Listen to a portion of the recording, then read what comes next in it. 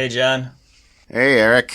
Good night. How you doing? I'm doing all right. How's the cough? It's you can tell from my voice. Hopefully I won't blow somebody's eardrums out here. You'll edit it all out in post. Yes, exactly. Exactly. It's my favorite thing to fancy. do anymore. Well, at least say I'm going to do it. I don't do it though. That's right. So big news in my household today, literally today, is that the construction crew stabilized my roof, so it will hopefully not collapse. So That's a bonus. that is a bonus. We have literally been sleeping down in the basement because when he came in to look at it on Monday, he was like, your children are sleeping right underneath this? I wouldn't do that. We're like, okay then. So Thank you. we'll sleep in the basement. So you're all squared away? He used the word slow it down. I'm like, great, that's not what I want. So it's a slow motion collapse. I don't know. I'm really depressed because I was so hoping to get those Tesla roof tiles that the solar. Oh, right. But they're not up here in Oregon yet, and so I was kind of like, hold on roof, just like 2 more years. Hold on for 2 more years. I don't think it's going to hold on for 2 more years. So anyway, whatever. We'll figure it out. Just put a tarp up there for 2 years. I will sleep in my bed tonight, which will be a good thing. Oh, that's nice. Any big news in the Wheeler household? Oh, let's see. Oh, I'm slightly jealous of my daughter. She's a freshman at college, and she's taking an astronomy class this semester, and she gets to use the observatory there on campus, and got to go in and observe the was supermoon, blue moon, whatever it was, the moon last night. Come on, super blue blood moon. Super blue blood moon. Thank you. Yes. It's all. I was so depressed. We set an alarm last night for 5 a.m. Yeah, but it was not observable in Oregon. Completely cloud covered Oregon. Yes. I am jealous too. And excitement number 2, I somehow got roped into going snow caving this weekend. So Friday night we're driving up to Timberline and going to build a snow cave and attempt to sleep in it with my boy for us Boy Scouts. Oh, like Boy Scouts? Oh. Yeah. I was going to say, I don't know what snow caving is. I could make a guess based on the words, but... Your guess would be accurate. You dig a hole and make a cave in the side of a hill, and then you sleep in it. I have a backup plan, though, called my pickup truck. I may end up sleeping there. I think sleeping on snow. We went to a class Tuesday night. We went to a class, and there's tons of YouTube videos all about it. Of course, there's everything on YouTube. But yeah, we'll see. We'll see. If I don't show up at work on Monday, I may be a popsicle. So your snow cave collapsed. Yeah. Well, there's like 14 people going up, so should be fun. Oh, that's awesome. Yeah, that's totally awesome. All right, what's new in the security world this week? What you got for me? Well, it actually kind of hit the news last week. Google creating their new company called Chronicle, chronicle.security. So how about that for a domain name? Like Google couldn't afford chronicle.com. Yeah. Yeah. So there's not a lot of information out about what it's going to do. I think I listened to parts of a Risky Business podcast. I don't know if you listen to that one. Occasionally. Where he talks about Chronicle basically taking on threat intelligence, with the amount of data that Google has. One of the things they said about Chronicle talks about basically that's where they're going to move the VirusTotal acquisition that Google did, 5-6 years ago. They're going to move that in as part of this Chronicle security company. So we'll see. VirusTotal is a net benefit, I guess I would say, to the security industry, but it's also been, it's interesting. It doesn't truly represent what we see in the field, but it's also a great source of data, and their APIs are awesome to use.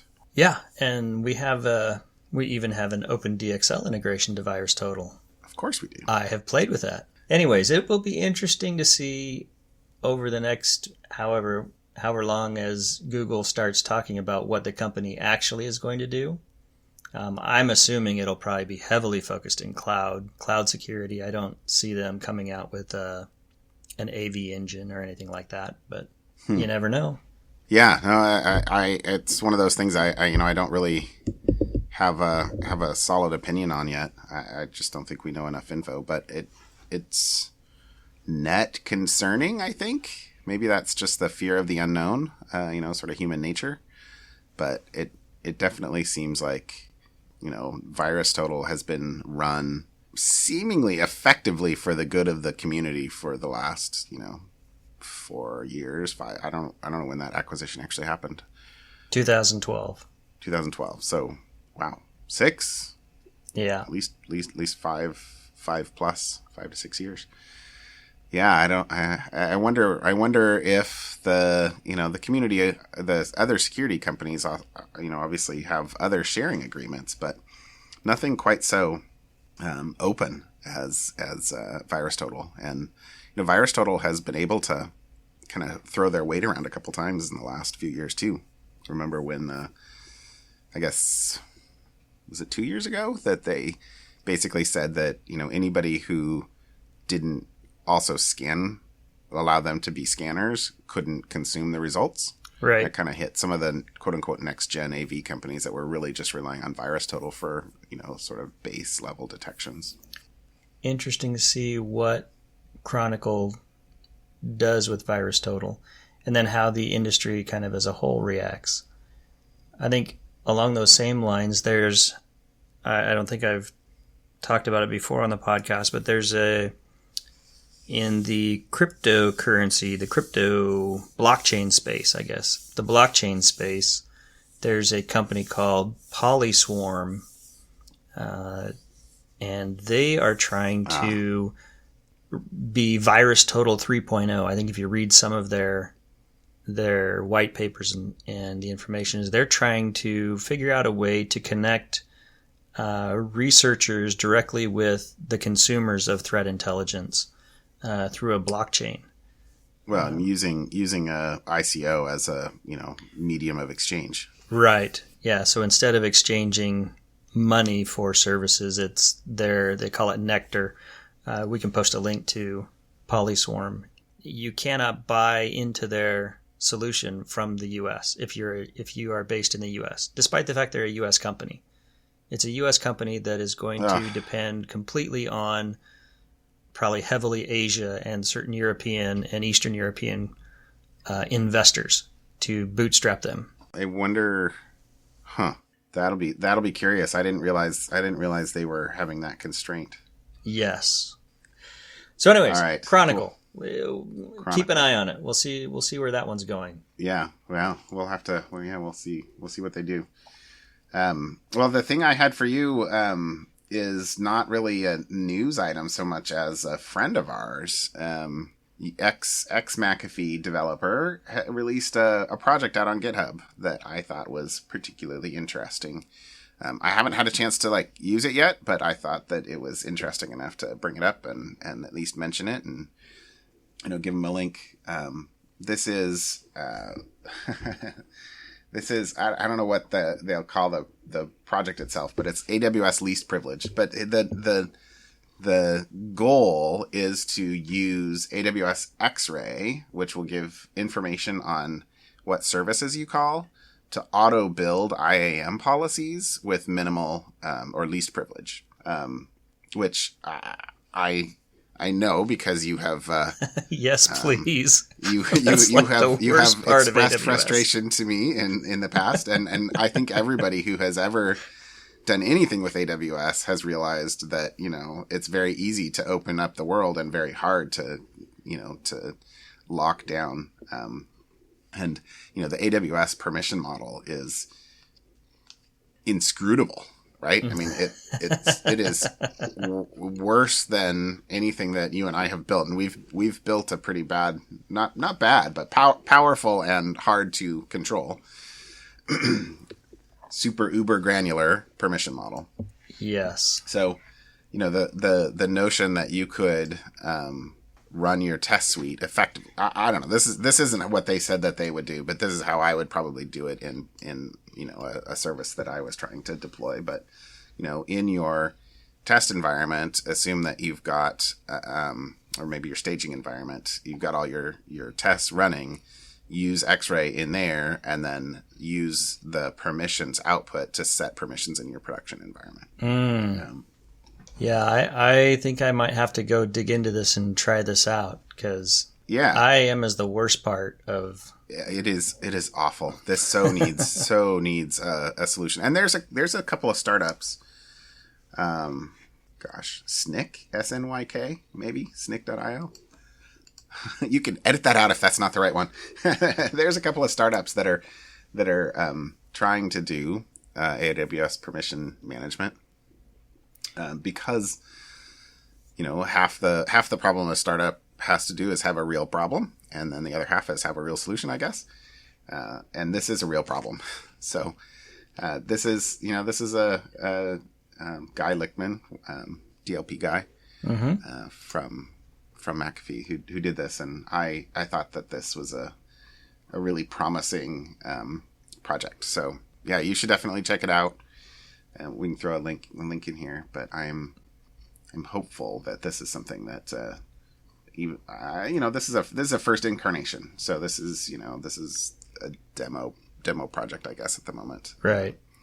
And I can't get over his AWS or his GitHub account name.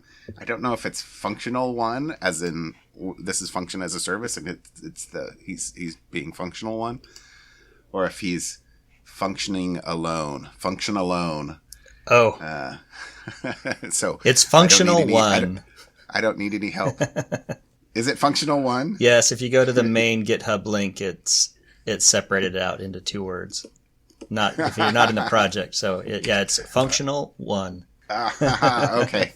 Well, that is intentional or not. That I didn't know how to parse that. Probably not a good sign as a company name. I like function alone because that's that describes pretty much every developer's dream job right there. does tend to be, doesn't it? So I wish Guy the best of luck here. I think that's gonna be interesting to watch, and I'm totally gonna watch it, see what happens. All right. Well, do you want to talk about jackpotting? Jackpotting. Yeah. So the jackpotting stuff, if you're not listening and not familiar with what that is, it sounds, think of Vegas and hitting the jackpot. However, this jackpotting actually is some malware that you take and you have to have physical access to an ATM machine, and you can imagine how it gets the name jackpotting. But once you get physical access to the ATM machine and you install some malware physically on there through some various techniques, you can pretty much make the ATM start spitting out its entire cache of cash. Man. So I read this article, and I guess the thing that was confusing to me was why, with physical access to the machine, they needed to call home and have somebody remotely trigger the jackpot. They go in, it's almost like a Hollywood movie scene. They go in dressed as ATM repairman. Apparently there's a uniform for ATM repairman. They take a cell phone with an endoscope, and kind of poke it in through the machinery, or, break the lock, or get a stolen master key for the lock, and they go in there, and then it sounds like they alligator clip onto certain wires that they can attach to, and then they can sync that ATM and control that remotely and add a remote capability to that, and then they walk away from the machine and send money mules to then go in to the machines later on and just hit the magic buttons or have it remotely triggered by an SMS message and start spitting out the cash. It was more for deception than it was. Yeah, I think so. Requirement. Because if this low-level money mule gets caught, by someone driving by or the police rolling by or the video camera seeing them, the guys who actually did the bad stuff aren't. The expensive guys aren't on film. It's just the guys that are going out and pulling the money. But that's interesting. Yeah, I guess it's ATMs that are still running Windows XP of all operating systems. Oh, yeah. Well, we worked with some ATM vendors a couple of years ago with application control, right? I mean, it's a perfect use for whitelisting. It's a perfect use for having the whole trusted boot and everything else. Does the fact that you probably have application whitelisting even matter? Well, I guess it does say it installs malware, so I probably need to read some more articles on this to get more. It should matter. But I mean, the whole root of trusted boot, getting into a strong whitelisting solution should be pretty doggone good defense. I would bet you that the ATMs that are being hacked do not have such security measures, and guaranteedly they don't have the whole trusted boot. I mean, if they're running XP, they're going to be 10-year-old machines probably, and in reality, that needs like a 3 or 4 year cycle probably. Anyways, I thought that was an interesting information as well, because now we're getting into what you see in the movies that you always think is over dramatized for for effect. Yeah, it's ATM repairman things. They plug their stuff in and use tools that look very Hollywood-esque and install the malware, walk away, and then get somebody else to walk in and actually start siphoning the money. And anyways, that's crazy.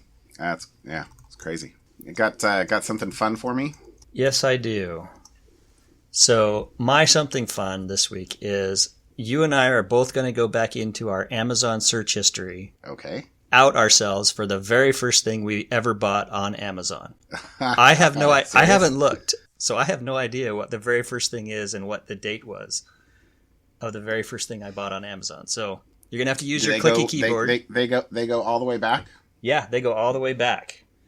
So you're gonna have to use your clicky keyboard. All right. Ooh. Okay. I'm logged in. I can see my orders. I have to hit my 2-step verification. Hold on. All right, orders. All right, so what year was your first order? 2002. Okay, let's see. Mine was 2000. Wow, you beat me by 2 years. Beat you by 2 years. All right. That's amazing. Oh, hey, well, this isn't darn. Well, mine's very, very boring. I was gonna say, I think this is probably. I'm gonna guess. Let me guess what yours is. All right. I'm gonna guess. It's a book. Well, yes. It's 4 books. Oh, wow. I'm amazing. I'm going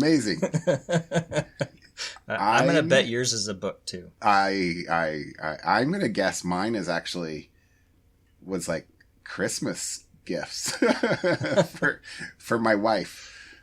All right. So here's my order. November 3rd, 2000. Learning Perl, Unix Power Tools, SED and Awk, the Nutshell Handbook, and Programming in Perl 3rd edition.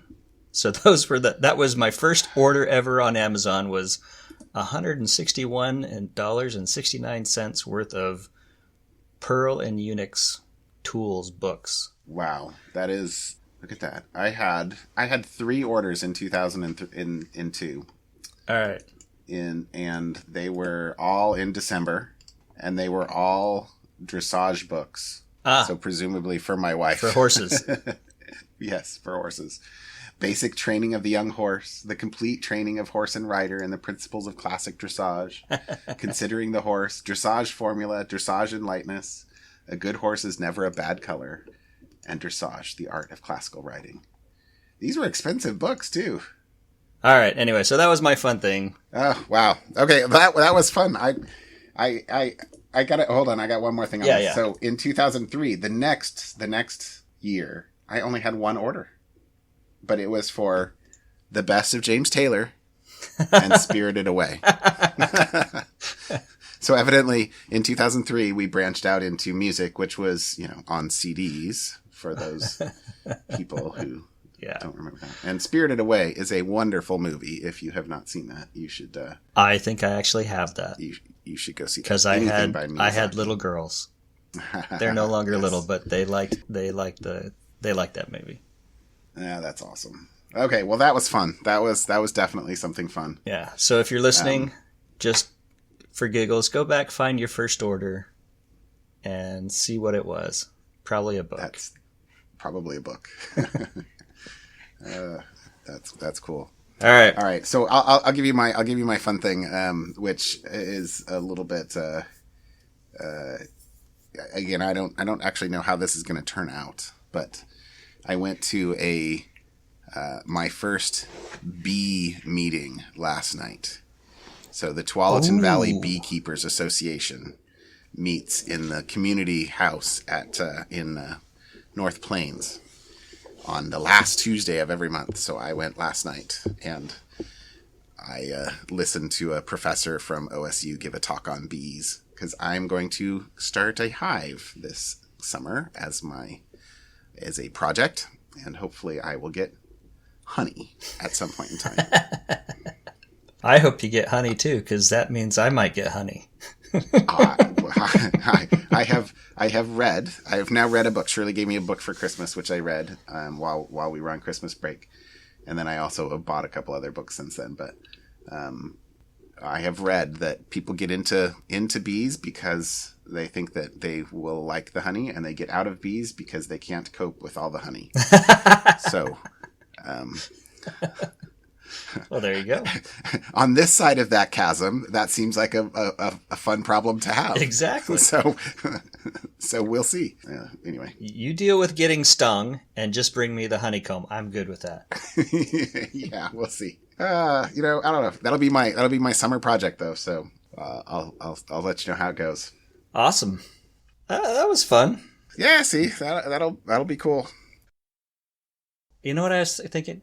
No, what? We need to get some kind of theme song at the beginning. Now that we're actually doing this, we need some type of theme music. Okay. Some kind of intro. Okay. We'll work on that. How are we going to do that? Sure. Okay. Justin, my older boy, is like all into this copyright free music or royalty free music or something like that. There's a whole bunch of stuff. I could ask him. Yeah. Ask him for some sites.